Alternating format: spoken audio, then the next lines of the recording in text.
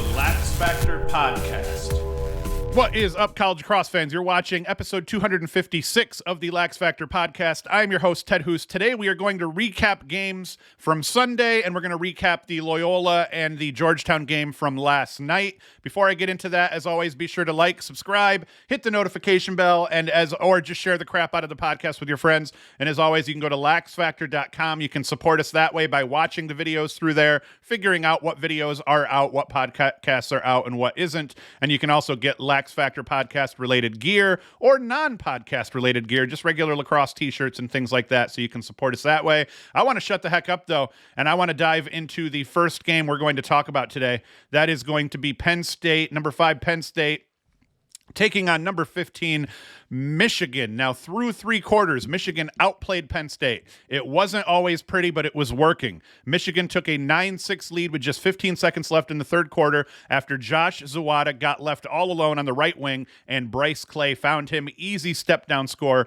for Zawada. But then the wheels came off badly for Michigan because Jack Traynor is an absolute nasty freak. His first goal of the game, winning run, came off a dish by Kyle Aldridge just 52 seconds into the fourth quarter. Fast break goal where Aldridge held the ball just long enough out top to free Traynor up down low just off the side of the crease, and now it's 9-7 favor of Michigan.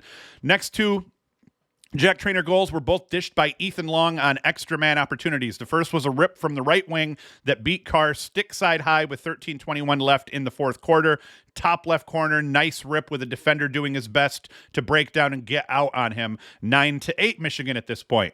His second consecutive extra man goal, the third consecutive goal of the run for him, came with 6:36 left in the game. Same feeder and location. This time he sent it off stick low, bottom right, beautifully placed shot, tied up at 9s.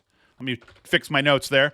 TJ Malone was stupid selfish and decided to break up Traynor's goal-scoring party. Jake Morin got the assist. Forget that Malone was alone on the crease, and Morin did a great job finding him. This could have been an even better story, with Traynor scoring 5 unanswered, but alas, 10-9 to Penn State. Then Traynor decided he'd score the dagger, this time a long dodge from the top middle that saw him approach the alley, but he stepped back and ripped a running jumper that beat Shane Carr high. An absolutely filthy take. It was his 4th goal of the quarter, 5th goal in the second half, and his 6th goal overall in the game. Now, Jack Frasian, he was a monster in cage for Penn State, making 17 saves on the day. 13 of those saves came over the course of the second and the third quarters. Without his efforts, this is a big fat L for the Nittany Lions. Michigan won 8 of their first 12 face-offs over that first half, but Penn State cleaned that up a little bit and then evened things out over the course of the second half. 6-6. But important, they went 4 of 6 over the fourth quarter as it was 4 of 6 over the course of the fourth quarter as they made the run, and I think it was actually 12-12 that they evened it up in over the course of the half. They lost 10 of 24 on the day, but that fourth quarter saved their asses. Chase Mullins was only 10 of 23 overall himself for Penn State at the dot, but he chose a solid time to pick up his game and pull his head out of his ass. Penn State was 3 of 5 on man-up opportunities to Michigan's 0-2, so that factored heavily, especially over the course of those second half goals that Traynor scored. Those were huge juice goals for the Nittany Lions, and they came at terrible times for Michigan. And then in the end, Michigan outplayed Penn State for 3 quarters, but Traynor and company did just enough over the course of that final quarter to eke out the win. If we dive into the stats here and we look at what people did for Penn State, you see Jack Traynor, 6 goals off 13 shots, an incredible game. He even had 3 ground balls. Ethan Long was 2-2. TJ Malone 1-1. You see here as we go through the points, not a lot of guys factored because Jack Traynor was a filthy freak. If we look at caused turnovers, nothing serious here. Michigan just kind of continued to shoot themselves in the foot over the course of that second half. Zawada was 2-2. Bryce Clay 3-1. They all looked really good in the first half.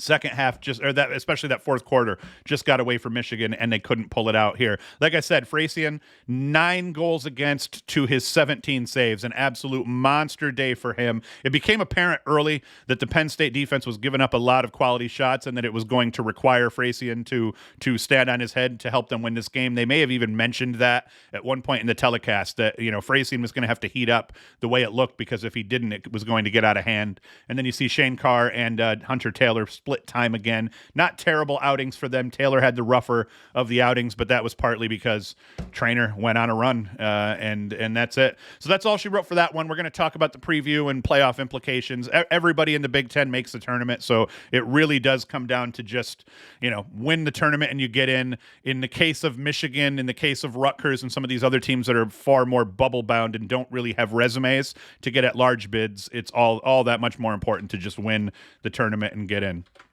Next game, we got to talk about number 4 Maryland against number 9 Rutgers. Now, Rutgers' 16-game win streak at home was broken by Maryland on Sunday, mostly because Rutgers had a stupid hard time matching up with Maryland players off ball. The first 3 goals of the game were all dished by freshman Braden Erksa, the first coming at the 8:51 mark in the first quarter. Erksa got a step at X, came up the right side, drew a slide, found Syracuse get lost in the defense on the high crease. He hits him. Syracuse did the rest.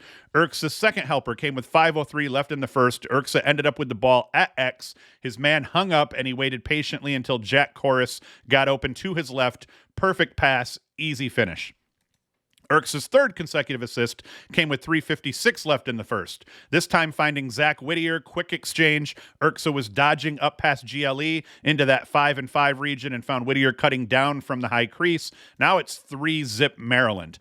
After that, it was Daniel Maltz sniping a step down on a dish from Jack Brennan with 2:44 left in the first. He had just enough time and room to get everything behind it, and he beat Kyle Mullen.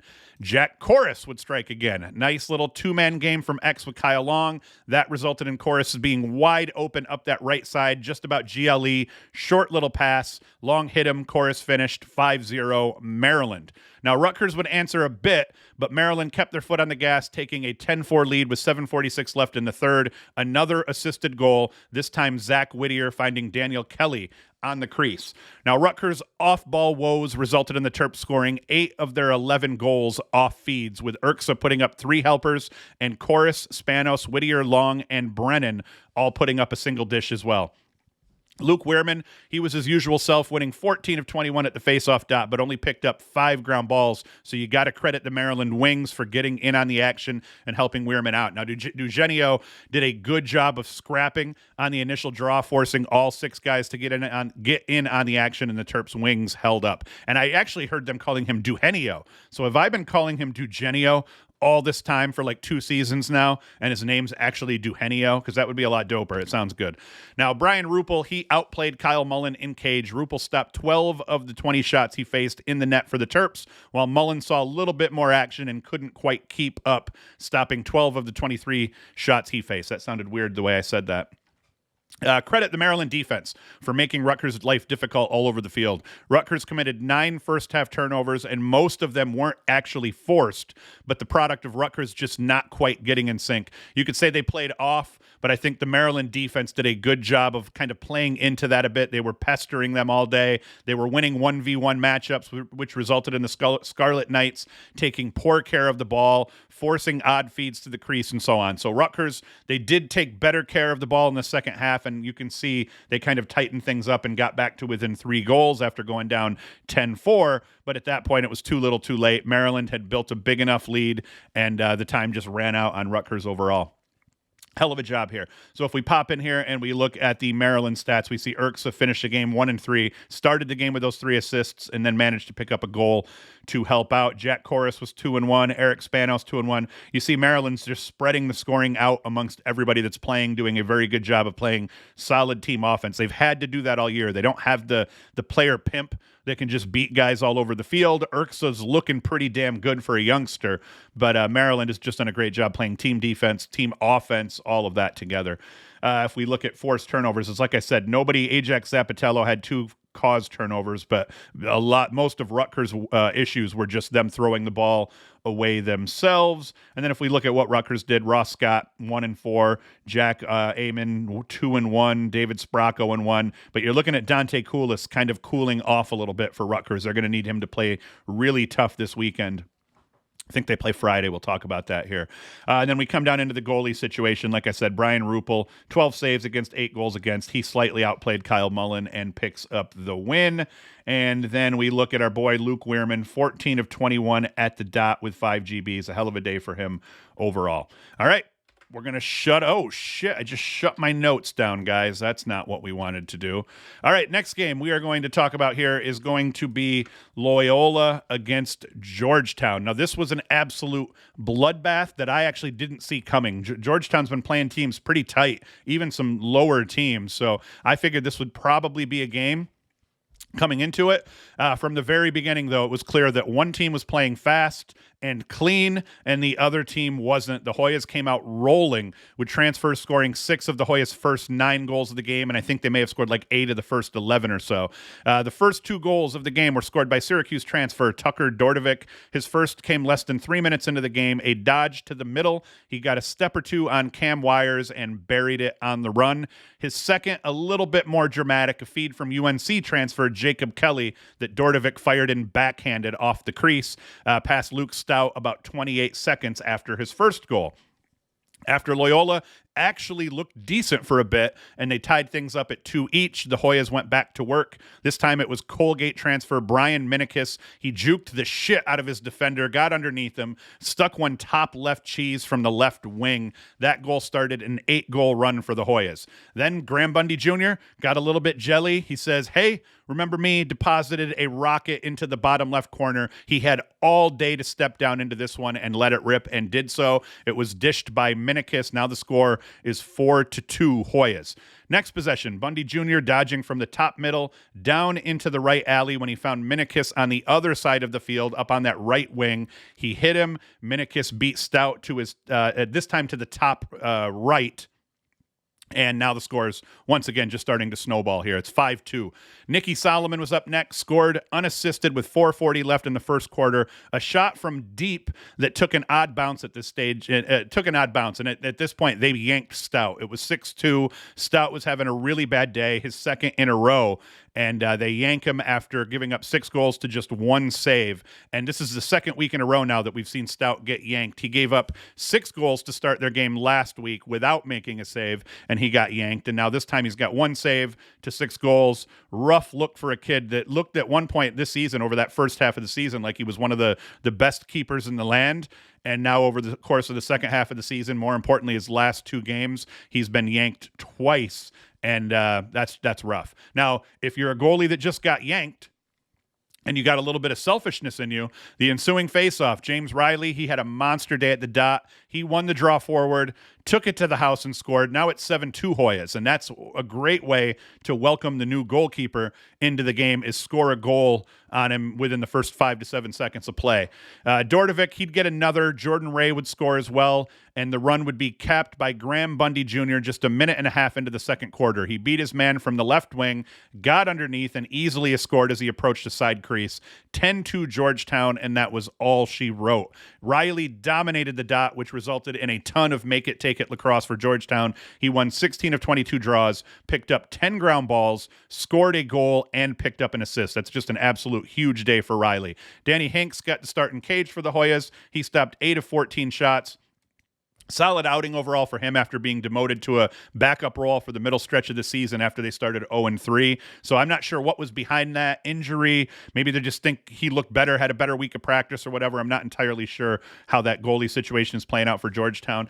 Now, I can't stress enough how good Georgetown looked all over the field in this one. Offensively, they played clean, crisp lacrosse, especially over the course of that first half.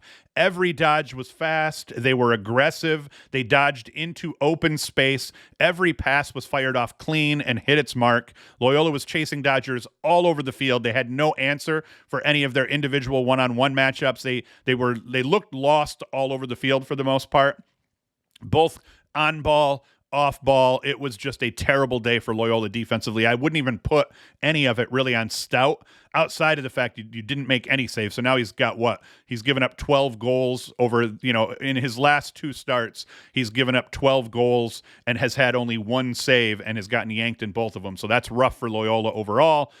Defensively, Georgetown was always where they needed to be, making it difficult for Loyola to kind of get anything, to see anything, get any clean shots off.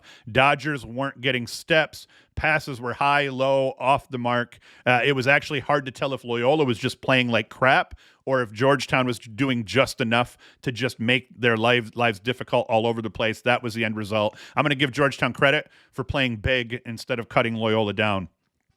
And then after losing their first 3 games, the Hoyas, they've now won 8 straight, and they're looking pretty damn solid overall. They have wins over teams like Princeton, Richmond, Lehigh, Denver, and now Loyola. No huge marquee wins or anything like that, but their 3 losses are all to quality opponents, and they've handled their business since those first 3 losses.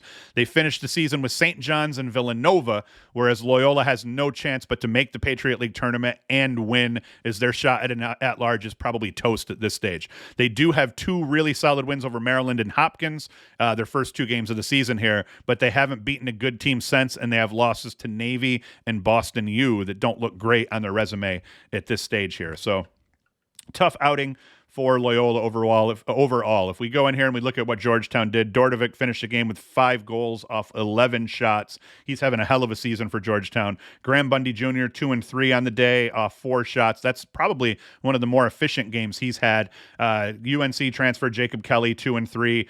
UNC transfer Nicky Solomon, 4 and 1. Colgate transfer Brian Minikis, 2 and 1. Declan McDermott, 2 and 0. TJ Haley, 0 and 2. Those are 2 of their holdovers from the season before. So you see they're getting a lot of production out of transfers here. And nothing really to write home about defensively. If we come down and we look at the goalie battle here, you see Hanks, 8 saves to 6 goals against. He did a good job. Every goalie except Max Watkinson did terrible on the day for Loyola. And then if we look at Riley's numbers up here, 16 to 22, a goal, a dish, 10 GBs, just a hell of a game overall for James Riley. All right, now we get into the portion where we are going to talk about this week's upcoming matchups here. So this is a Friday night game against Penn State and Rutgers. It's, we're sitting teams with similar records here. Penn State at 8 and 3, Rutgers at 8 and 4. If we come down and we look at the Big Ten standings, Penn State sitting up here at 3 and 1, and Rutgers is the flip, 1 and 3. So these teams are all sitting pretty. What these 3 teams are doing now is they're jockeying for the bye. All the teams get in. I believe the top 2 teams have a bye in this Big Ten tournament here. So they're just trying to fight it out to see who's going to pick up the bye. Whereas, these teams are just trying to figure out, okay, who's not going to have to play. I guess no matter what, they end up having to play Hopkins or Maryland here. So who knows? But you can see here the basement is between Rutgers, Michigan, and Ohio State at this point.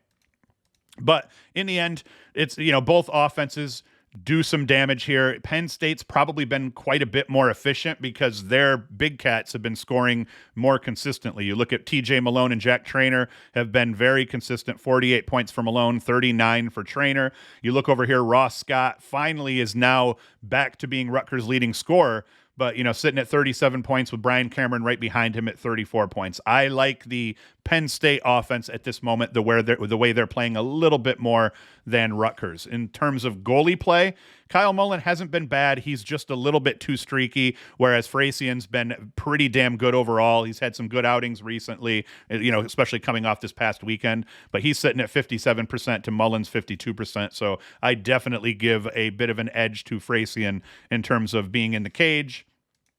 And then at the faceoff dot, kind of a draw here. Duhenio, if I'm now saying that correctly, Jonathan Duhenio, he's sitting at 54%, and then we've got Chase Mullins at 51%. Mullins can get hot at times, so, it's one of those deals where I think this will probably come down to, at worst, a 55-45 split, so long as Duhenio doesn't just go off against Mullins, which I don't think he's going to do, then this is going to be a pretty good game here. I'd say I'm going to pick Penn State in this one by a margin, let's say 1 to 3 goals or so, but I do think that Penn State will pull this win out and improve to 4 and 1 in the Big Ten, and Rutgers will drop to 1 and 4 in the Big Ten, which is actually pretty odd. And the crazy part is that Rutgers is a really good lacrosse team, and they're potentially here sitting at 1-4 in their. If they lose this weekend, they're sitting at 1-4 in their conference. If we come in here and we look at the rankings, I mean, the 11th ranked team in the country is 1-4 in their conference. Not too different than what Syracuse is doing right now, but so that should be a good one. But I do think Penn State's going to eke out the win in that one. Now, and I'm not talking a whole lot about at-large bids here for the Big Ten teams, partly because every Big Ten team makes the tournament, so there is no jockeying to get into the tournament to have a chance. They all have a chance because they all get in. This is the game where we've got some teams that are sitting a little bit more on the fence here, because the kicker for Ohio State is, if we go back and we look at the Big Ten standings here, Ohio State does not have a resume right now that's going to get them in. And even worse, they've only got one more game here. Now, if Ohio State loses this game to Michigan, that is going to effectively put them out of the hunt for a tournament bid without winning the Big Ten tournament, because that would put them at 5-8. So their only chance of making the NCAA tournament at that point would be to win the Big Ten tournament. They can't even just advance to the semis and lose, because they'd be below 500 at that point and they would not get in. So this is kind of a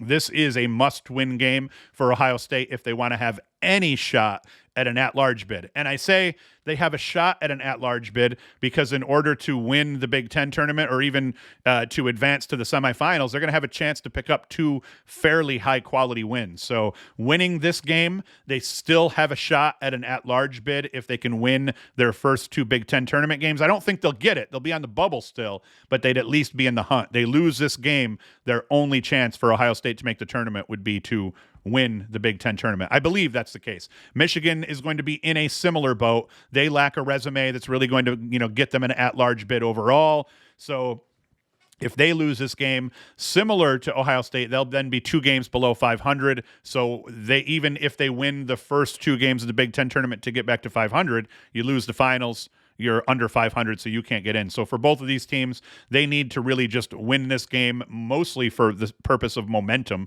and just to keep their hopes alive here. So Michigan, if they win, they're 6-6.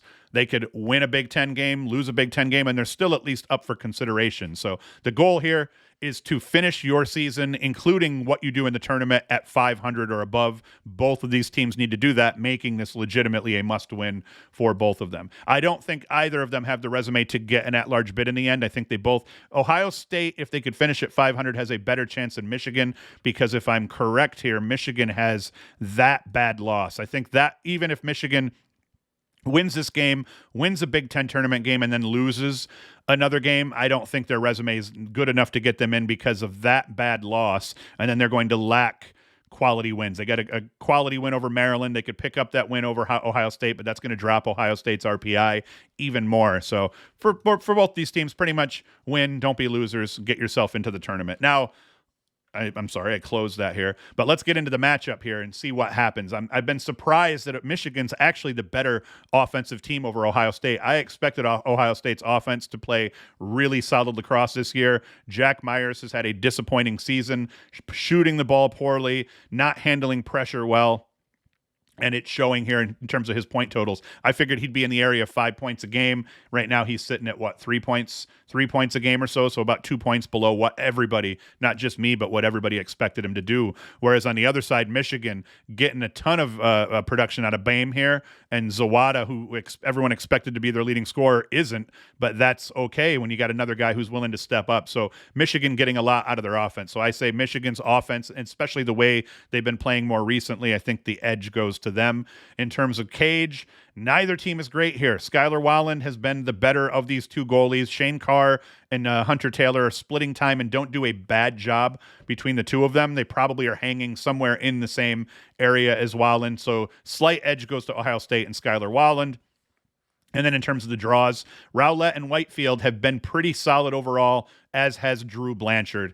So I think that between the both of these teams, I expect multiple guys to take draws. I think that that's kind of a wash here overall. In this one, I'm going with Michigan. I think Ohio State's kind of reeling at this point. Their backs are against the wall, and I have very little reason to believe that they're going to step up and win this game. I think Michigan's been playing slightly better lacrosse down the stretch here. So I'm going to pick Michigan in a close one. I'm going to pick Michigan 1-3 goals again. I don't think this will get out of hand by any means. Another important game here in terms of the Ivy League is Brown taking on Cornell here. Now, for Brown, once again, they're not anywhere near sniffing an at-large bid. That's not going to happen. At this point for Brown, they're just trying to get into the Ivy tournament. Right now, they're sitting at 1-3 here in the basement. Mathematically, I suppose they could already be out unless Harvard and Yale kind of lose out from here. So I'm not sure. I do this part-time, people. I'm not going to sit down and try to figure out every single detail while I'm busy at work as well. But I know that, their only hope of anything is to just win out here. So I don't know if they've been mathematically eliminated yet, but in the end, I don't care because I think that Cornell is going to handle them. If we come down here and we look at the standings, Cornell 3-1. So we've got two teams at 3-1. We've got 3 teams with 3 wins at the top of the Ivy here. So it's really going to come down to Harvard and Yale, who's going to punch that ticket to the tournament in the end. But Cornell, edge to Cornell everywhere. Edge to Cornell offensively. At this point, edge to Cornell in terms of the cage. Chase Erlin has definitely been better than the People's goalie overall. Gunty is a better face-off guy. Matthew Gunty for Brown is definitely a better face-off guy than anything that Cornell has at this point. But between Petrakis and Kaskadin, they should be fine at the dot. They're not going to get absolutely roached or anything like that. So I don't see a possession disparity being an issue at all. So I'm going to pick Cornell, and I think by a margin, 5-7 goals or so I think is reasonable. Maybe take a slow burn to victory because Brown is just not going to lay down and die by any means. But I do think Cornell ends up winning that game by as many as maybe 5-7 goals. It could be closer than that, though. But definite edge goes to Cornell. The next one I want to talk about, and this one's important because if we look at what's happening in the Patriot, we have Army sitting at the top at 6-0. So Boston U and Lehigh are both sitting with 8-3 records overall, and both with a 5-1 conference record, with Navy right behind them and Loyola not too far off pace here. So in terms of jockeying for position for the Patriot League tournament seedings and everything like that, hugely important in terms of trying to do anything that you can to improve your resume so that in that event you don't win your tournament, you at least have a shot at sniffing an at-large bid. This game is hugely important for both of them as well. If we look at their resumes here, Boston U, that loss to Vermont to start the season, that would have been a huge win for them that they did not pick up. But then they go on to win, 7 games in a row, picked up a quality, decent win against Bryant and UMass. Colgate's not terrible. They get a decent win over Harvard. They lose to Navy and Yale back-to-back, though. That loss to Navy was a real kick in the pants. And then they beat Loyola. So they've got 2 chances here to pick up wins against quality RPI teams to end the season, and then they've got the Patriot League tournament to continue to build on that resume. Like I said, either of these teams are really going to most likely have to win their tournament to get in. I don't see the Patriot getting 2 teams, but let's say Boston U wins out. They beat Lehigh, they beat Army. Let's say Boston U rolls to the Patriot League finals and loses to Army. That might be enough to get them an at-large bid here, depending on how Syracuse finishes up and some of the other teams that are on the bubble, some of the Big Ten teams that are on the bubble. Teams like Ohio State and Michigan not finishing well, that's going to help all these teams as well because the Big Ten won't get as many teams in. So this game is hugely important for both of them. If we look at Lehigh's resume, I feel like they may even have a slightly better resume because you have a loss to Cornell, a loss to Army, and a loss to Georgetown. Those are all decent losses. You've beaten Navy, Binghamton, both solid teams. You've beat, that's rough also. They only have a chance really to get a quality win against Boston U here. So I think Lehigh more than likely has to win their tournament. I think they have no shot at an at-large bid here at this point. They've got to win the Patriot League tournament. I think Boston U could at least smell it. Boston U has a chance to be the last team in with an at-large or one of the first couple of teams out with an at-large. But we get back to the matchup in itself. Surprisingly, Lehigh's offense has been almost as good, if not better, overall than Boston U's. Scott Cole has put up 58 points, Christian Moulet 57 points, and Tiernan coming in third with 40. You compare that to Vince Dalto, 54, Perfetto's 49, and Timmy Lay's 45. I mean, these guys are all hanging here in terms of offensively at the top. So normally, in beginning of the season, I would have said definite advantage to Boston U in terms of the offensive firepower. Not really the case here at this point. Goalies, Nick Pecora has been much better in cage over Matt Garber. Garber has gotten hot a couple of times, but he's prone to having down days. Pecora's been solid. And then the face-off dot, this is going to be very important here. We've got Mike Sisselberger winning 66% of his draws with 127 GBs for Lehigh, going up against Connor Calderon for Boston U, who's won 56%. Calderon, very capable face-off guy, but Mike Sisselberger is one of the player pimps in the league, in the country. So the definite edge goes to Lehigh in this one. But overall, I like Boston U's defense just a smidge better. So I think this is going to be an absolute dogfight. I hate picking a winner in this one because it's going to be such a great game, and I hate being wrong. I'm going to go with Boston U just because that was the team that I picked to win the Patriot League earlier in the year, and I think they are starting to play better lacrosse now. So I'm going to go with Boston U. Hope they got their stuff figured out, and I'm going to say they're going to win in a close one, 1-3 goals. All right. Notre Dame and Carolina. Now, this is pretty much a must-win for Carolina. If Carolina drops both of these games to Notre Dame, they will be one of like the first 3 or 4 teams out of the tournament, but I think they will definitely be out of the tournament. That would put them at 500. And if you go through their resume here, that's a solid win right there against Hopkins. They got that loss to Ohio State. They beat Syracuse. Loss to Denver is not terrible. They beat Brown. That's good. They lose to Duke. So their losses are all to solid teams. That Syracuse loss dragged their RPI more than any other. Their RPI is still higher than Syracuse's, though, even if their rank was similar. So I think if Carolina can split one of these games with Notre Dame, I think that probably gets Carolina in because they don't have a bad loss and they have a couple of good quality wins. If they lose both of these games, I think that's going to make them one of the first 3 teams out, and that will be the end of their season. So I don't think it's a stretch to say for Carolina this is just about a must win, except for the fact then they can turn around, and if they lose this one, they can turn around and pick the win up the following week against Notre Dame again. Offensively, definite edge goes to Notre Dame overall. You look at the point totals here where it looks like Carolina might be hanging with them, but Carolina's played a lot more games here. Carolina hanging at 12 games to Notre Dame's 9. So definite edge to the to the Notre Dame offense. Carolina does not have anyone that's going to be able to handle these top 3 guys here between the brothers Kavanaugh and Eric Dobson. And what a story here. Quinn McCann running 2 ways and scoring, putting up 16 points here so far. I love that. In terms of the goalie battle, I think the definite edge goes to Notre Dame, but don't front on Colin Krieg. He can come out and he can play tough. The North Carolina defense is not very good, so that's, I think, where Krieg's numbers are down compared to last year a little bit. So definite edge to Notre Dame in terms of the goalkeeping, and then an edge, I'd say a fairly definite edge to Tyre and North Carolina in terms of the face-off dot. I don't think the face-off dot's going to change the face of this game in any way. I think Notre Dame rolls to 5 to 7 goal victory, if not more. Carolina has to win, though, at least one of these next 2 to even have any shot at getting an at large. If they drop both of these, I think they're going to be one of the first 3 teams out. And then for Notre Dame, they're in. They just have to continue to improve the resume and jockey for either the 1, 2, or the 3 seed, depending on how they finish up here.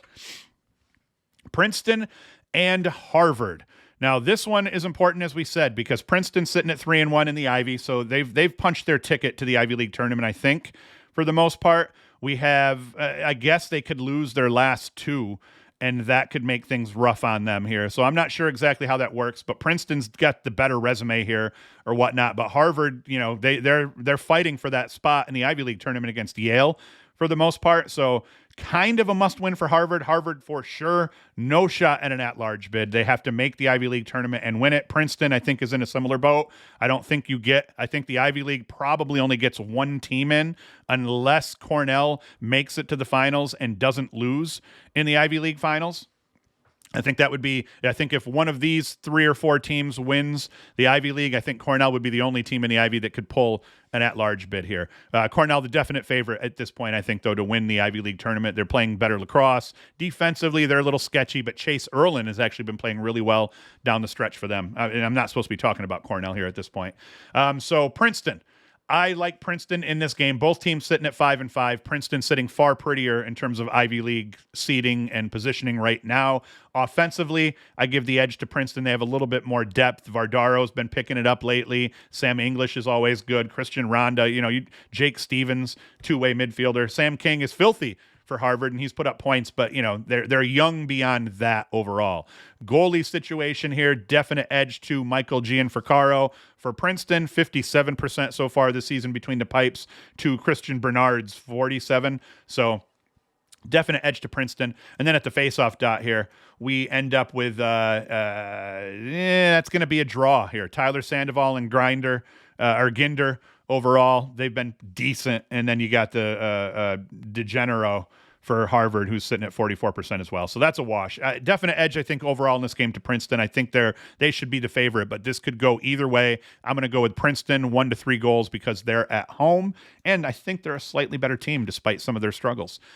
Another game, because this has America East implications on the line. If we look at the America East standings, Binghamton and Bryant are both sitting at 4-1. So what they're fighting for here is pretty much who's going to get the home game in the tournament. Maybe I can't remember if the first round of the America East tournament is at the home school's place or if they play at the neutral location or whoever the host school is. Not sure, but it looks like these guys are hanging out in here, and Albany and these guys will be fighting it out for the final spots. But huge game for both of these teams here. Binghamton unexpectedly having a really good year. And this, once again, for sure, neither of these teams have any shot at an at-large bid. Their only chance is to get a good seed in the America East tournament, win the America East tournament, and get in. So it'll be all of these types of games here are just going to be interesting to see how they play out, because it's going to be a glimpse at future matchups in their tournaments, and we can kind of figure out what those look like. Definite edge, I think, in this one would go to Binghamton offensively. I can't believe I'm saying that, but I think Binghamton has been a little bit more consistent offensively. I think Bryant has a little bit more depth offensively, but I like Matthew Keegan and Thomas Greenblatt, what they've been doing for the Bearcats. Goalie situation here. Connor Winters has the definite edge over Teagan Alexander for Bryant. So the Binghamton goalie, Connor Winters, has a slight edge. Not even a slight edge, it's a definite edge. And then the face-off guys. This will be a very good matchup to watch here. Binghamton has 2 guys take a bunch of draws, so they'll go with the double-headed monster. Similar with Bryant, albeit Alexander won't take quite as many as Liliberti. I keep saying Liliberti because Lilibert, I don't know how to pronounce it, sorry. But that should be a battle at the face-off dot, and whoever wins that battle very well could end up winning this game. So we'll watch that closely. In the end, it's Bryant at home. I'm going to be a homer here. I live right down the road from Binghamton University. I'm going to take Binghamton in a close game. I think Binghamton will win on the road in a close one in this one.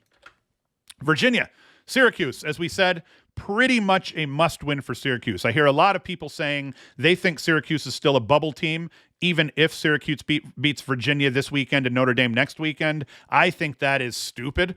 I think if Syracuse beats Virginia this weekend, they are a bubble team. And I think that if they beat Virginia this weekend, they have a very good shot at being the last team in terms of at-large bids. I think if they beat Virginia and Notre Dame, which I understand it is an insanely tall task here at this point to pull that off, I think if they win their last 2, Syracuse does, then I think they're in. I think it's not even a last team in at that point. I think they end up getting in, maybe the second to the last or the third to the last team in if they win both of those games. But I think if they can beat Virginia this weekend, I think that's just about a resume that might be good enough to get you in. And the reason I say that is history would indicate it's not great. Syracuse's RPI right now, I think, is in the area of like 15 or 16 or something like that. This win would probably put them in the area of like 12, 13 or so. The key here, though, is they have no bad losses. So when the RPIs are close for these teams that are trying to get at-large bids, they're going to look at, one of the first things they're going to look at is quality wins. What do you have for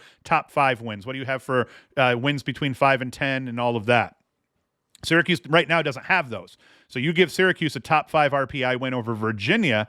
Now they've got a top 25 RPI win over Vermont, top 25 RPI win over Princeton, and a top 25, like a top 20, top 15 RPI win over Carolina. You give them a top 5 RPI win to go with that resume and no bad losses, because all of their losses are to veritable killers. Like that's a top 5 RPI team, top 5 RPI team, top 5 RPI team, top 5 RPI team. Their losses are all but one to a top 5 RPI team. And when they lost to North Carolina here, their RPI was like 7th or 9th or something like that. So 0 bad losses with enough quality wins because their strength of schedule is tough. I think you win one of these two, you barely get in. I think you win both of these games, you get in fairly easy without sweating it too much here. For Virginia, they're in. It doesn't matter. So let's shut up about my team's chances of making the tournament now, and let's just go general what's going to happen here.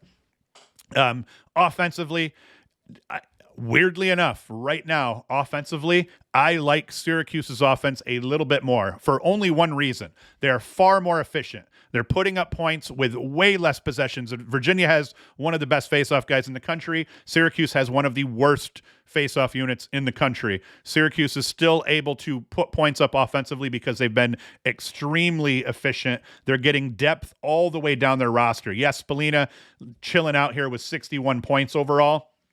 But you look at Hiltz isn't too far behind. You look at Kirst, Finn Thompson, and you got a lot of youngsters here that are all 20 points and higher, whereas even Virginia doesn't get that much depth in their scoring overall. Couple that with the fact Connor Schellenberger's not playing all that great. That's limiting Xander Dixon over the last couple of games as well. Syracuse is going to have a hard time with Cormier, McConvey, those types of guys. I don't think they're built to guard those guys, especially with their top 2 defenders out, to the point where you're bringing Alexo down to cover attackmen, and now you've got guys like McConvey killing people, Schutz killing people out top. Jeff Connor's going to be a problem. So I still think slight edge to the Syracuse offense.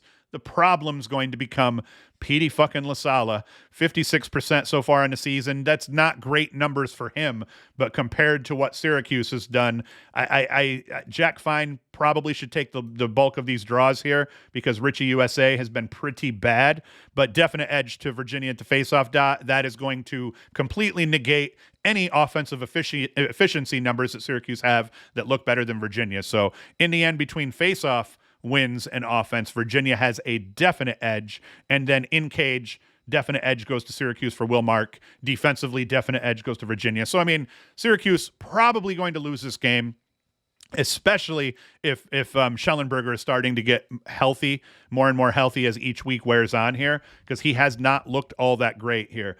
So definite edge to Virginia. My pick here, I'm going to not pick with my heart, and I'm going to say, yeah, screw it, I'm picking with my heart. Syracuse by a goal, baby. The magic of the number 22 is back. And one of the things I want to be clear about, anytime I talk about the magic of number 22 being back, somebody, and I believe it was a Virginia fan, I'm drawing a blank on the woman's name here, and I'm embarrassed because I should know it. Anyway, from the Facebook lacrosse forum, I had mentioned the magic of 22 and all of that, and she had thrown out there that, well, there's a lot of other guys, freshmen, that are playing really well that aren't wearing the number 22. Yeah, when I say the magic of 22 is back, that does not mean that Joey Spallina is the end-all be-all for this team here. What it means is that there is some magic that is involved in this number 22, and when someone wearing that number is playing well for Syracuse, it ends up playing well for everybody else on that roster, and all of those dudes get to sniff a little bit of that magic. Enter Michael Leo, scoring the game-winning goal last weekend. Yes, he did that. He's a freshman. He scored the game-winning goal. He's the one that's having a great season here this year so far and has been one of the more consistent Syracuse midfielders, especially on the dodge. What I'm saying is that number 22 just doles magic out to everybody all willy-nilly here. So anyway, I'm going to pick Syracuse by a goal only because of the number 22, and I think Will Mark is going to put up 20 saves in this one. So that's what I said with that. Like I said, my record for picking winners this year would look a lot better if I didn't pick with my heart and take Syracuse way more often than I ever should. Next one. This is a big one too here because it's once again going to play into each team's tournament seedings here. So we got St. Joseph's 3-0 at the top of the A10, UMass at 2-1 at the top of the A10. Richmond's in the hunt here. High Point, Hobart are both in the hunt as well. So if we look at matchups here, one very interesting matchup here that we're going to want to watch is going to be Zach Cole, one of the face-off pimps in the country, sitting at 64% at this point. Just one of the absolute killers in terms of winning that draw. The dude wins draws, taking on the Drip King, Caleb Hammett of UMass here. Hammett, a solid face-off guy, young guy sitting at 57%. This is his, I believe, maybe his first matchup against Cole, who is an absolute killer. So that will be an interesting matchup to watch because I think UMass can hang with St. Joseph's everywhere else. I think UMass has been playing tough defensively. I think Notre has been very good. I actually gave Notre an All-American nod at the midseason in cage, and I think he's been very good in goal. So I think that defensively, UMass matches up well against the offensive powers that St. Joseph's has. I think where this game is going to come down to legitimately is going to be at the face-off dot between the Drip King and Zach Cole. If Zach Cole smokes the Drip King and wins 60-40, win goes to St. Joseph's almost for sure, but make no mistake, Matt Note is a killer in cage. If he gets hot, he could definitely even out that possession disparity and make this interesting. I think the edge definitely goes to St. Joseph's in terms of offensive firepower. Carter Page, Levi Anderson, Bomer, they're all absolute killers. So I'm going to pick St. Joseph's. I think that Cole probably gets the better of Hammett here on the day. I think St. Joseph's is a little bit deeper offensively, and I don't know that Note can win the game for UMass in a game like this. So I'm going to go with St. Joseph's to win by a couple of goals. We got Maryland and Hopkins going. And like I said, all these teams make the tournament. Maryland and Hopkins both have RPIs no matter what happens to them, I think, through the rest of the season. I think Maryland and Hopkins both already have a bid here in the tournament, so I don't think that's going to be at play. And if we look at the standings here right now, they're both sitting atop the Big Ten standings at 3-1 with Penn State. So this game's huge. It's important. It's going to play into who gets buys in the Big Ten tournament and all that crap here. So in the end, Hopkins has been playing crazy, but if we look at what Maryland has done over their last two, they beat Ohio State and Rutgers after dropping that rough one there to Michigan versus what Hopkins has done. They had that loss to Penn State and then beat the crap out of Ohio State. So I think this one's kind of a wash. So let's go through positionally here what I think happens. I think offensively, pretty good matchups overall. I think this is kind of a wash offensively. And Angeles, Degnan, Melendez, they've definitely put a bunch of points up overall, but streaky. They're not going to show up every single game. Hopkins at 10-4. A couple of those games that they've lost, those guys weren't huge. I think that the huge keys here, though, have been Brendan Grimes and Matt Collison anchoring the midfield a little bit for Hopkins, so that's going to be key. Maryland, Urksa, Kelly. Maryland is just, they don't have any killers, but then again, neither does Hopkins. So they just have both teams are just pretty balanced. But I'm going to give a slight edge to Hopkins offensively overall. In terms of goalkeeping, goalies have been streaky. As we know, McNaney's out, so Rupel's been getting the starts. Marcial has been benched at times, has looked good at times. Who knows what's going to happen there, but I'd give a slight edge to Maryland in cage because I think Rupel's been a little bit more consistent. And then at the face-off dot, no matter what happens in cage, offensively, defensively, or whatever, Luke Weirman is the face-off killer and definite edge to Maryland in that way. I think in the end, I'm going to go with Maryland in a close game, 1-2 goals. They're playing at home.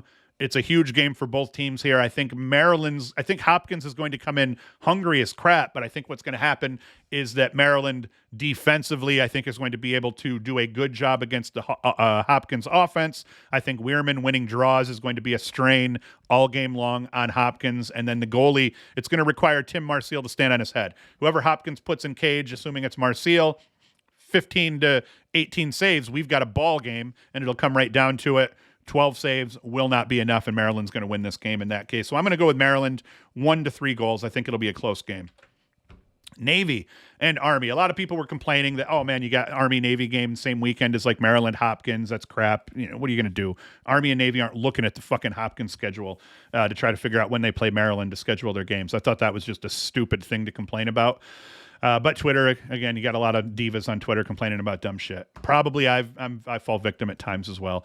Army. I'm gonna go with Army. Navy, very disappointing early in the season. They have been playing much better, as we see here. They have wins against nobodies, and then they roll together, 6 straight losses. Did not look good. That included a loss to Manhattan, a loss to High Point, a loss to Colgate. So not very good. Navy's only shot at making the NCAA tournament would be to win the Patriot League tournament. I don't like their chances of doing that overall. I think Army wins this game Not necessarily by a margin, but anywhere from 2 to 5 goals, I think, would be fair game here. What we learned with Army, though, and we learned this with Maryland as well. Maryland lost 5 of their top 6 leading scorers, and it showed. The only saving grace for Maryland is they were so much better than everybody else last year that despite losing those 5 or 6 guys, they're still one of the best teams in the country.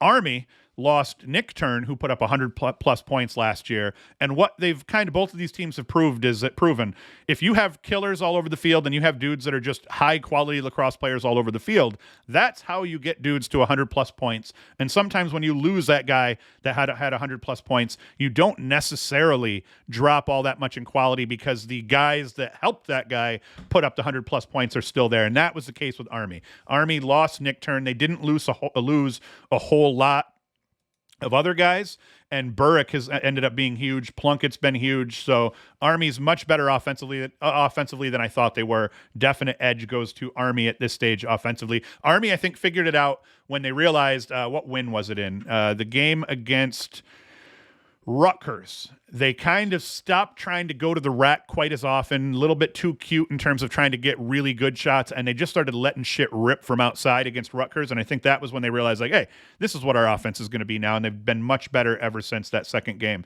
Goalie situation here, advantage Navy slightly with Ryan, but that's a wash. I think they're close enough. Face-off dot here, definite advantage to Will Coletti and Army, so that's going to play pretty heavily into this game overall. So, yeah, I think Army wins by a margin, 3, 5, 6 goals or something like that. It could be a dogfight, could be a good game, but we'll see.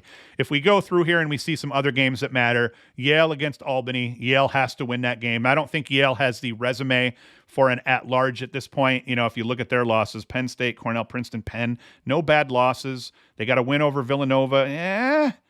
Man, depending on what Yale does in the Ivy League tournament, maybe they could make a run in the tournament, losing the finals, and still get in. But that's rough. I think Yale's got to pretty much win out from here to punch themselves a ticket. We already talked about the Michigan and Ohio State game. Denver got to pick up a win over Providence here. Denver's competing here with Georgetown in terms of the at-large bid for the Big East, or the automatic qualifier for the Big East here, and they've got to contend with Villanova and Marquette, in that tournament as well. So for Denver, you got to win to make sure you get into your tournament and all that crap to have a shot. So they got to win this game anyway, but if they want any chance at an at-large bid, they pretty much have to win out all the way through to the Big East finals at least, and losing in the Big East finals I don't think necessarily kills them. But, it's just one of those things here at this point. I'm a prognosticator. I just suck at it. So for Denver, don't lose this game to Providence because that will really screw you overall. You lose to Providence, you have 0 chance at an at-large bid, and your only shot is to win your conference tournament. But then you lose to Providence. I don't know how the seedings work out. Do you end up maybe not making the conference tournament? Jacksonville needs to beat Air Force. I think they will do that. Loyola needs to beat Colgate. I think they will do that. Big one here between Drexel and Delaware. I wanted to talk about this one overall here because Drexel is surprising some people here. They ran together 5 wins here mid-season, including a win over St. Joseph's and Stony Brook, 2 decent teams. If we come down to the standings here, we see that Delaware and Drexel are right at the top. So this is the top 2 teams in the CAA doing battle. There will be no automatic at-large bids coming out of the CAA. Unless maybe Delaware wins out through the rest of the season, wins through their conference tournament, and then loses in the finals. But I think the only team that gets in the CAA is going to be the team that wins it. So huge game for both these teams to try to line each other up, figure out what the other looks like, jockey for the top seed in the CAA tournament. But in the end, I think Delaware does beat Drexel. Delaware, definite edge in terms of offensive firepower, in terms of the goalkeeping. Matt Kilkeary for Delaware is the better goalkeeper of the two. In terms of the face-off dot, that's where you could say Drexel has a minor margin. Justin Joseph's at 56% to Roland Hockenberry's 51% overall. But even that's semi a wash, and I think Delaware's played a tougher schedule, so that might drag their guys down. But I think Delaware wins this one. Close game, but it could be anywhere from like 2 to 4 goals, I think, overall. And I think Delaware wins. What else we got here? Hobart-Richmond, that's going to factor pretty heavily. That'll be an important game. I already talked about Boston U and Lehigh. We got Villanova-Marquette. That's going to be a huge game in the Big East. What do we got? Vermont should beat UMass Lowell. Penn should beat Dartmouth. Just trying to make sure I didn't forget about anyone. We talked about that one. We talked about Binghamton. That's about it, folks. We got a Sunday game, Albany-Merrimack. Albany will probably win that game. So those are your games here. I have not talked for 53 minutes. I think that's the longest podcast of the season so far. So I'm going to shut the hell up here and get out of here. Come back. Big announcement. Big announcement. I am not doing the show on Sunday anymore. I know that will disappoint a lot of you. I think I might put out some shorts on Sunday to address the fact that I'm now going to start putting the show out on Monday. I've noticed I've been rushed the last couple of weekends with summer hitting, and I feel like the quality of the show the last couple of Sundays was not equal to what it was prior weekends. So I'm going to bump the show back to Monday. We're going to go Wednesdays and Mondays here moving forward because it'll just give me a hell of a lot more time to put together a killer show. I noticed the bulk of the views are Monday morning through Monday evening anyway. So note to everybody, Monday is going to be the recap show for this weekend. I'm going to take all day Sunday to do a killer job putting together highlights, covering more games, talking more in depth about them because I don't want to sell anybody short. I've been selling myself short. I've been selling you all bullshit products. So that's it. I got to shut the hell up and get out of here so I can cut this up. So I will be back on Monday for the recap show. Thank you for watching. Thank you for listening. And Hoost is out. The LaxFactor Podcast.